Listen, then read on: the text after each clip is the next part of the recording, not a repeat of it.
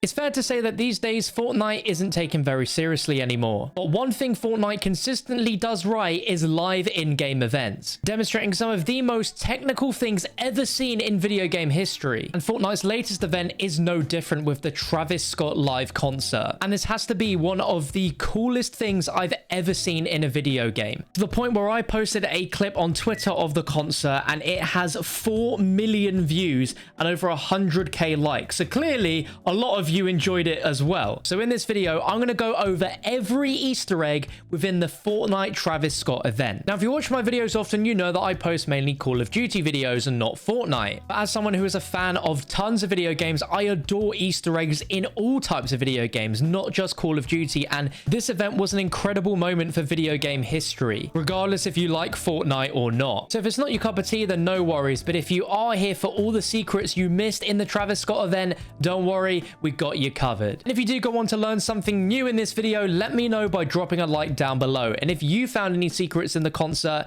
let me know in the comments. But the first and most obvious Easter egg is the fact that we see the original Fortnite Chapter 1 map during this event. I didn't even think this was possible in Fortnite, but we go from being on top of a Tron skyscraper to being flipped upside down and then transported into space above the clouds and everything we know of the world of Fortnite. There is tons of rocks floating around. We've got Cactus Jack on top of Mars. Looking down below is where you want to be. And this is where we see the Fortnite Chapter 1 map. And there it is. We have certain POIs which are lit up for us to obviously notice. Some of the more prominent areas are Greasy Grove, Tilted Towers, and Dusty Depot, the original Dusty Depot. Now, what exactly could it mean? Does this mean that we're going to see the Chapter 1 map return at some point? I would like to think so, but when exactly is another question entirely. They started teasing this idea a few days ago when this event was announced, because if you look at the Cactus Jack skin,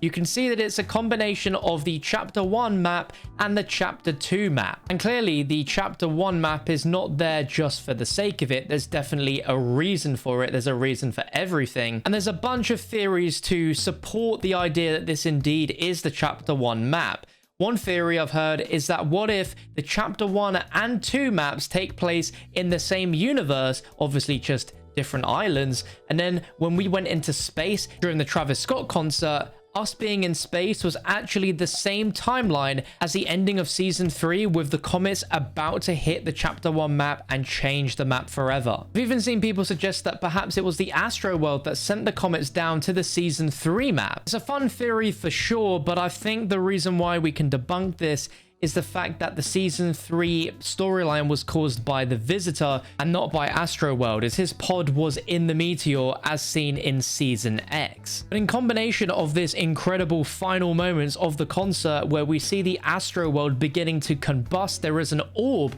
that is flying around the outside of it, sort of orbiting around it, spiraling out of control, before we get teleported into a realm beyond the realms of Fortnite. Almost like the Upside Down in Stranger Things, where we're taken to a room hurling at the speed of light and we can see the butterfly in front of us. If you've been playing Fortnite for a while, then you should definitely recognize the butterfly, as it was all part of the Kevin the Cube event from season 6, where when the cube exploded, we were teleported to the in-between, and after floating around for a little while, a giant rift started to form in the shape of a giant butterfly, which then took us back to the normal island, with Leaky Lake now being covered by a mess of islands. We've not seen the butterfly since, but here we are again seeing it in a very similar fashion, where we're taken to the in-between and then a flash appears bringing us back to the island. So the idea of rifts like there were in season 6 might be returning because of this little Easter egg. Now, I'm sure I wasn't the only one who thought that that butterfly moment was going to teleport us back to the old Chapter 1 map. That would be really, really cool if it happened. If you would have wanted that to happen, let me know down below in the comments section. But let's break down the actual Travis Scott event for those who might have been too distracted by Travis to not notice what was going on in between the songs. Well, a few minutes before the concert actually begins and you're sat there on the stage, you can hear some waiting music, which is actually a remix of the original Fortnite theme song, which is very, very cool and definitely hit me in those those nostalgia feels. And what is absolutely incredible, if you didn't already realize, is that this entire in-game event was created by Fortnite developers completely from home, which just absolutely blows my mind that that is even a thing. Started off with the Astro World hurtling from the mist of the sky into the actual stadium itself, to the song Sicko Mode by Travis Scott and Drake. We get a really close-up shot of the actual Astro World planet before the concert really kicks off.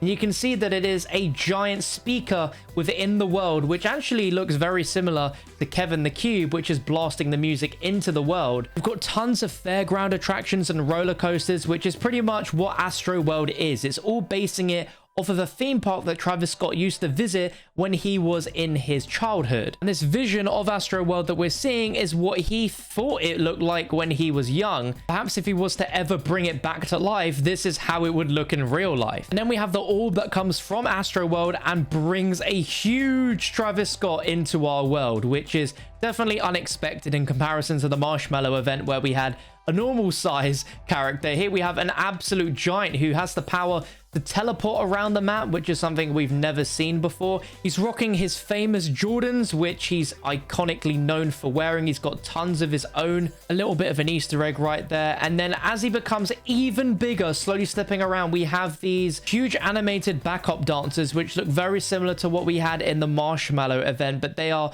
a full 360, so you can pan around and you can see absolutely all of them. And they look like huge cuddle team leaders, but with Cactus Jack helmets on, which is really cool. During all of this, Travis is sort of making a 360 walk around the map, but we can start to see like a Aurora Borealis appear in the sky until he teleports back to the Astro World and grabs a few stars in the sky. And at this point, I thought stargazing was about to play because it would make sense.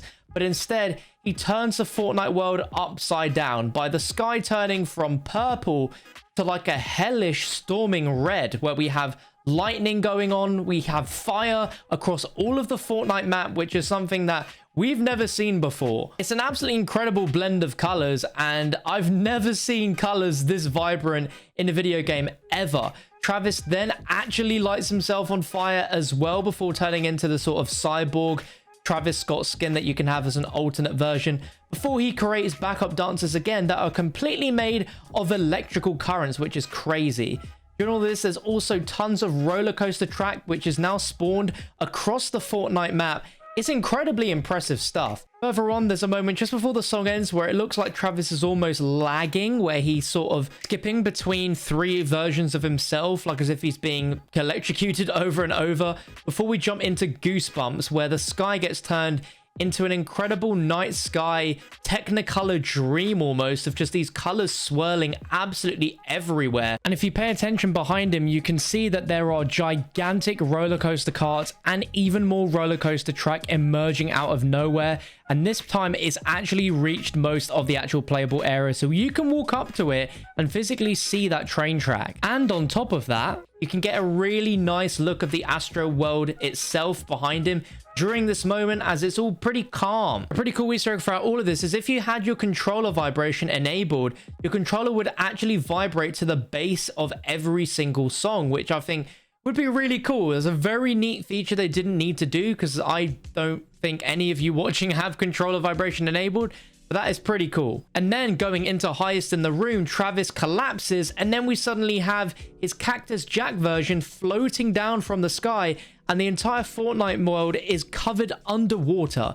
Never have we had fully underwater gameplay like this before, where we can constantly swim around. You've got tons of meteors flowing from the surface of the water down below. If we look down below at the ground where we can see the actual normal Fortnite map, you've got a ton of cool Easter eggs. There's a huge jellyfish that floats out of Cactus Jack if you missed it. There's also a load of gigantic ghost skull troopers just doing rounds and rounds around the map during this moment, which is pretty weird. And then jumping into the next part of Sicko Mode before we get to the end, we have a gigantic Cactus Jack.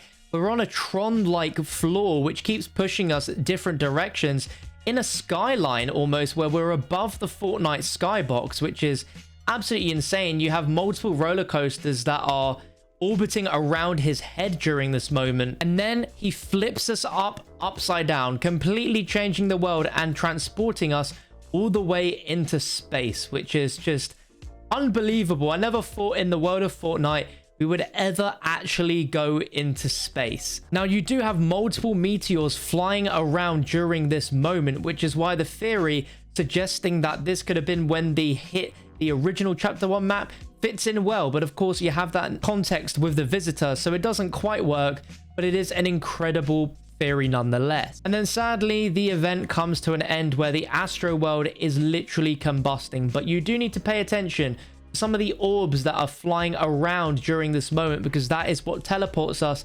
into the in-between. I mean, we've seen it once before during the butterfly event and again during the unvaulting, so there's a good chance that we'll be able to see this again at some point. But if you enjoyed this video and you want to see more videos looking at Easter eggs within video games, let me know down below in the comment section. Of course, I'm going to have a bunch of these videos for every Call of Duty game going forwards, but I'd also love to branch this out to other games that are really cool and that I am really enjoying. And especially since I put a clip up from this event on my Twitter and it's gotten over 3 million views and over 100k likes within 24 hours, I knew that I had to make a video on this event, so I really hope you guys enjoyed it. Thanks for watching. You can catch another video from me on your screen right now, and I'll catch you there in a few moments.